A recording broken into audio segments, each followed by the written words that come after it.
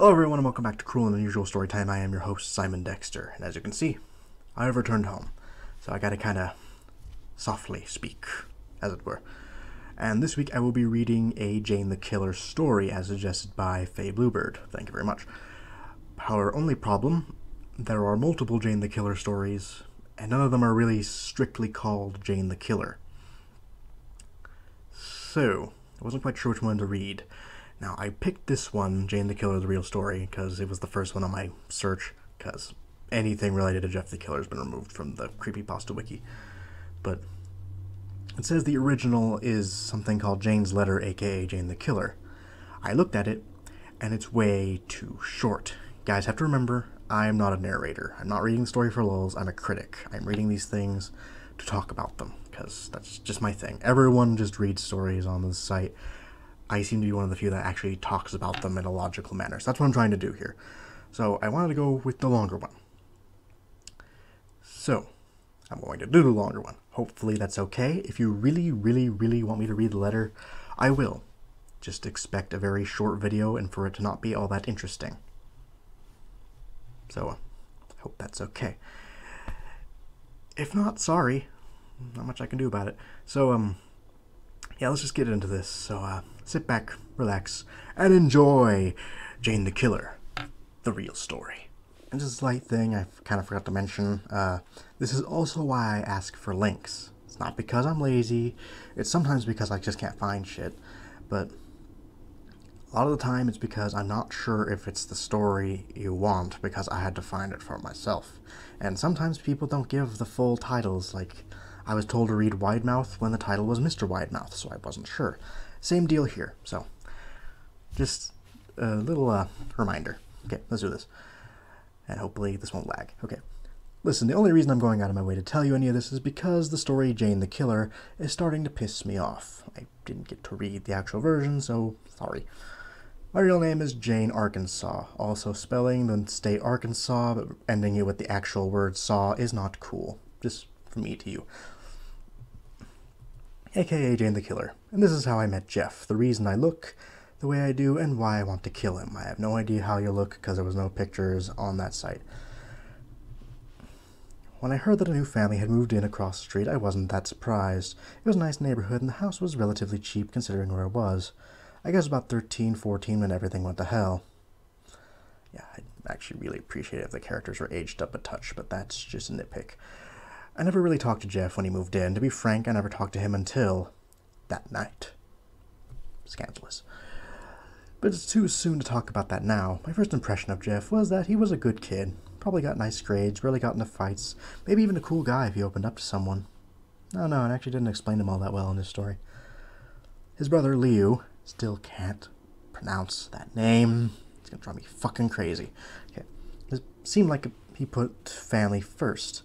By the way, he sat with his brother on the sidewalk. Also, I'm still not entirely certain if Liu is older or younger than Jeff. Have not figured that out. Of course, I was just guessing at the time and really didn't put that much thought into my analysis, because I was getting ready for school when I looked out the window, and I was running late, which was unusual for me at the time in my life because I was hardly ever late for anything, especially school. You and me both, sister. And I lost my spot. God damn it. Okay. I wasn't surprised when I saw Randy and his stooges go up to Jeff and Liu and that stupid skateboard of his. Randy was nothing but a bully. He always picked on anyone who was smaller than him. He was even the reason why my parents drove me to school instead of letting me take the bus, even though you're taking the bus today. The bus, like everyone else. Everyone had their lunch money or some kind of cash given to Randy and his goons because of some toll that he demanded from everyone. Because that's how real life works, kids. I've never been bullied like this in my entire life, and I am someone who's been bullied. We all knew Randy's group had knives and threatened to use them on us. Who ever told anyone about the money they took from the kids on the block? Again, not realistic. Everyone except the new kids they were trying to intimidate like the rest of us. Oh wait, I read that wrong. Everyone except the new kids, they were trying the intimidate like the rest of us. Either they totally missed a word or they meant to write to intimidate, because that's what I initially read in my head. When I saw Randy talking to them through the window, I just looked away. It was a wussy thing to do, but I had better things to do than watch another kid hand over his money to Randy. But curiosity got the better of me, and I looked up a few seconds later. What I saw left me speechless. Jeff was standing now. It looked like Randy already had what he wanted. Sit down, I thought. Don't be stupid. Then I saw Jeff punch Randy in the face and break his wrist. Did he break his wrist? I don't recall that. In fact, I'm pretty sure the only one that got hurt was Randy.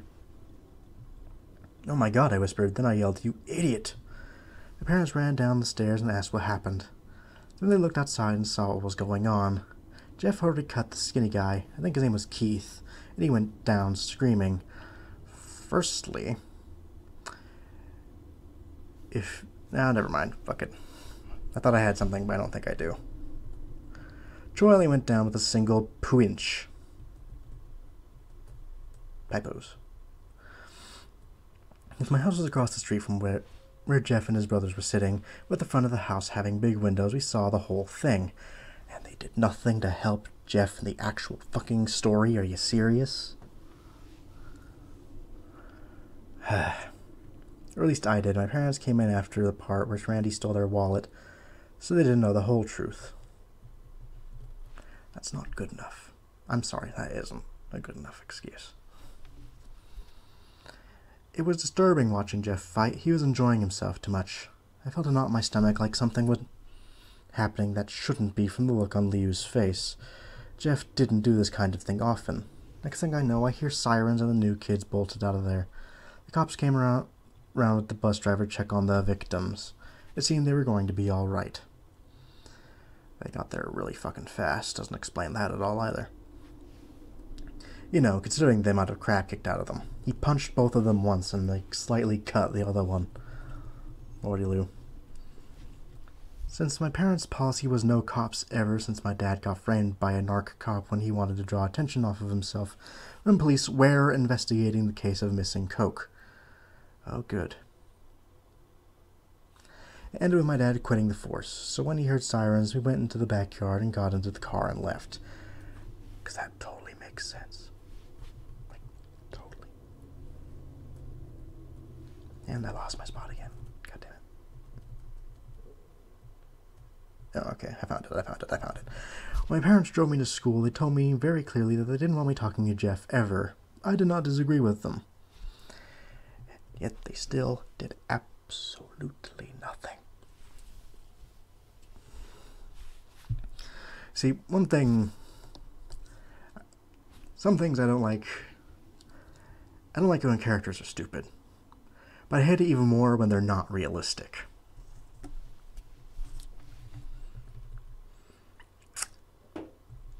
I had art first period, so I didn't see Jeff until close to the end of school. How do you know what classes you have with him if it was his first day? Also, he went home, and he didn't go to school that day. Or did he? I don't remember. Nah, he might have went to school. I don't really remember anymore. It's been a while. I can still see the colors in my artwork if I think hard enough. When I try to look at anything now, it all seems gray. I guess that's the price to pay for losing their innocence. I didn't see Jeff until the final period of the day. When I did, he seemed off. At first I thought he was just faking the joy so people wouldn't suspect him for the crime that he did, but he really was enjoying himself. It wasn't because he was excited to be at school, I could tell that much from him. The smile he wore looked sadistic to me. It was a smile of a madman. The second that bell rang, I bolted to those doors as fast as I could. Nobody but me knew what Jeff really was, a freak. Did you read the story at all? Jeff felt so bad and so guilty for what he did, even though those kids totally deserved it. I love fans who don't pay attention to their own stories. Really do. The next day seemed to be passing without incident at first. Then I saw the police car in front of Jeff's house. Looks like they got you, I thought. Again, why is she treating Jeff like he's the monster when he was instigated? Somebody tell me, please. I'd really like to know. Nobody could have gotten away with something like that. You know, with the neighborhood watch and everything. If there was a neighborhood watch, why didn't they fucking see Randy do any of this shit? I'm doing this a lot, and I feel like a fucking conductor at an orchestra. But I was wrong. When they arrested instead of coming out with Jeff like I expected they would, the police came out with Liu, his brother. I will call him Liu until the end of days, because so far no one has corrected me. I was barely forming the thought of Jeff framing his brother for the assault when he came out of the house yelling at Liu, "Liu, tell them I did it!" I was able to hear him because the front of the door was open to my house. I didn't really need to explain that, or I should have explained it first, one of the two. I couldn't hear what Liu said in reply to Jeff's outburst, but it was definitely not what Jeff wanted to hear. A few seconds later, the police drove off with Liu, and Jeff was left outside with his mother. A few minutes later, she went inside the house and left Jeff outside. Although I couldn't hear from across the street, I could tell he was crying. But who wouldn't in that situation? The next day, rumors were spreading like wildfire about Liu. It took so long for the rumors to get started because everyone was afraid to talk about Randy getting his ass handed to him. When it was revealed that he wouldn't be coming back to school for a few days, everyone decided to take advantage of the fact and enjoy it as much as possible. And lots of random bullshit started popping up. I heard Liu cut off Keith's arm. Oh yeah? Well, I heard Liu hit Troy so hard in the stomach that he roughed up blood. He got a bruise on his stomach tops. Which isn't enough to get anyone arrested. In fact, pretty much nothing he did except for maybe cutting a kid was enough to get him arrested. That's nothing. I heard he punched Randy so hard in the nose it came out the back of his head, and etc., etc., etc. Personally, I didn't want anything to do with... God damn it. Keep scrolling too far. Jeff or his brother, but he just looked so alone and upset that I had to do something. So I wrote a note telling them that he had a friend in this place and that I was going to testify at Liu's trial about what really happened. Oh, you actually are going to say something? Really? Good for fucking you. It's a bit late for that, isn't it?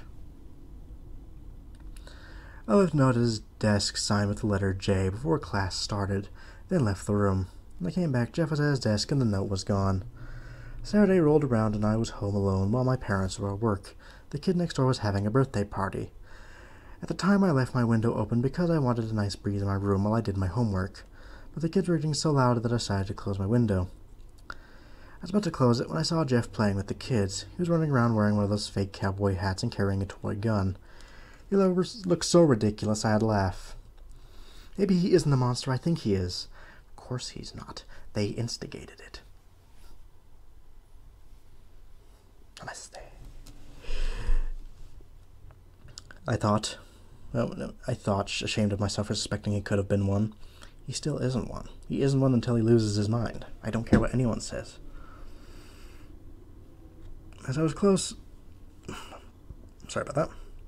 I was closing the window. I saw Randy, Keith, and Troy jump over the fence on their skateboards to where Jeff was. Also, one problem, why were they even there? I see no point in them being at a kid's party. That's just me. Not again, I said at the open window. I saw Randy and Jeff exchange small talk, but I couldn't hear what they said over the sound of kids yelling and screaming. And, you know, the fact you were fucking like a house away, and they were just talking. Then Randy rushed at Jeff and tackled him. I was about to grab the phone and dial 911 when I heard Troy and Keith shout, "No one interrupts or guts will fly." I looked out the window and saw that they both had matching guns in their hands. I couldn't have called with help without endangering the lives of others. Bullshit. I couldn't have called 911 anyway. The batteries on my phone were dead. So that whole explanation of why you couldn't was just wasting our time. Congratulations. Jeff was on his side, getting kicked by Randy in the face. When he grabbed his foot and twisted it, Randy fell over and Jeff tried to walk back to the house. When Troy grabbed him by the collar and threw him towards the house. Stop saying the house. I heard the glass breaking and I knew that then they were going to kill him. "Randy, you asshat," I screamed at him. No one yells asshat and means it. That's just a joke insult. But he couldn't hear me over the sound of the kids screaming. I couldn't wait anymore, so I ran to my parents' bedroom and searched for my dad's cell phone, hoping that he forgot it at home. If he did, you are severely lucky, because that very rarely ever happens in this day and age. My heart was pounding in my chest, knowing that the longer it took me to get help, the higher the chance of someone getting killed was. I finally found the phone underneath the bed. I wasted no time in punching in the numbers. 911, hello? Oh, 911, hello? I need help. There's an emergency going on next door. Some guy jumped the fence and are beating up someone. They got guns. You need to hurry, please. Okay, miss, I need you to tell me the entire address, and I'll send help right away. I quickly told her the address and the address of the house next... My address and the address of the house next door. Why does your address matter? Tell me that much. They only need to know where to go. They need to visit you first. Fucking Christ. I quickly told her my address and the address of the house next door. Please hurry, I said. It's okay, just stay on the line. Bang, bang, bang. I heard the gunshots come from next door. I yelped and dropped the phone. It landed on the ground and broke. Then I ran to my bedroom window to try and figure out what was going on. But no sooner had I poked my head out the window, I heard the whoosh of fire and screaming. I'm going to make Jeff scream like that again when I find him. Oh, you're talking about from present tense now. Can't do that, it's confusing. And the only thing I compare to it is the death cry of an animal. It was at the time, for me, horrifying, but now it sounded like music to me, and there is nothing I want to hear more in the world than that screaming. Okay, I was just checking my time real quick. I can still read a bit more. I saw fire spew out of the house like an angry dragon. Also, fire like that doesn't make a ton of noise. Not enough you could hear it from a house away, anyway. You'd see the fire, sure, but you wouldn't have heard it first. Just a little logistics for you. I saw fire spew out of the house like an angry dragon. I ran downstairs immediately and got the portable fire extinguisher from the kitchen and ran outside. Well, it's a good thing it wasn't a fucking bolted-in fire extinguisher. We'd have all been fucked. Needless to say, all fire extinguishers are portable. As I was running, I popped the pin for the extinguisher for immediate use. Luckily, the door was unlocked as I barged in, but when I saw Jeff, I completely froze. He was lying at the bottom of the stairs, almost completely on fire, with adults trying to put it out. I saw bits of skin through all the commotion. Why didn't the adults do anything? I'm sorry, but the kids are described as being 12 years old. It would not have been difficult for an adult to sneak up on the 12-year-olds and take them out. They probably would have been shot in the process, but it would have saved a lot of trouble. Just me. Those adults are useless. Or the person doesn't know how to write adults, one way or the other. Both of them, actually. Completely on fire, the adults trying to put it out with some parts pink, some parts charred, but it was all covered in red. At the sight of it all, I screamed and then I passed out. Last thing I remember is some of the adults running toward me, making the problem much more of a pain in the ass than it had to be, because she didn't even stop to think that the adults were there and they could have done something about it. Realism. Whether it was to help me or get the fire extinguisher, I don't know. When I came to, I was in a hospital bed, wearing one of those gowns that the patient wears. A nurse came in a few moments later. She had long brown hair in a bun hidden under her hat. She looked like she didn't want to be there. I asked what happened. All I know is that you were brought in with a few other kids because you fell and hit your head on a fire extinguisher, she said, annoyed. It's their job to help people. Why would she be annoyed? Explain that to me. A fire extinguisher? I reached up my hand and touched my head. I felt bandages and a large bump the size of an orange. An orange, not a orange. Then I remembered Jeff. One of the guys that came in here with me, the one with burns. Is he going to be alright?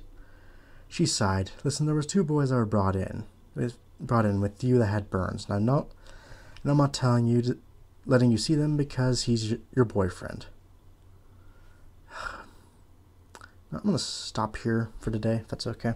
Just because this is really long. It's 14 pages on my Word, because that's how I had to save it.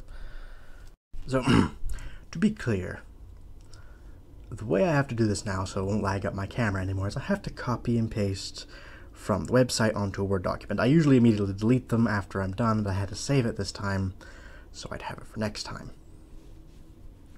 But yeah, I was on page 5 and we're at 20 minutes. And there are 14 pages. I'll try and see if maybe bitch a little less, in my intro a little shorter next time. But yeah, let's just put it this way. This isn't impressing me very much. Maybe it picks up as it goes. I don't know. It's just shining a bit of a spotlight on some of the flaws Jeff the Killer had that I kind of chose to ignore because I was enjoying the character of Jeff. Jane so far is not as charming. We'll see though. So I will see you all next time. I will continue this next week instead of resuming. I will finish this. And I'll see you all on Sunday with a more of the Danny Phantom Fairly Odd Parents crossover. So until then, have a good one, folks.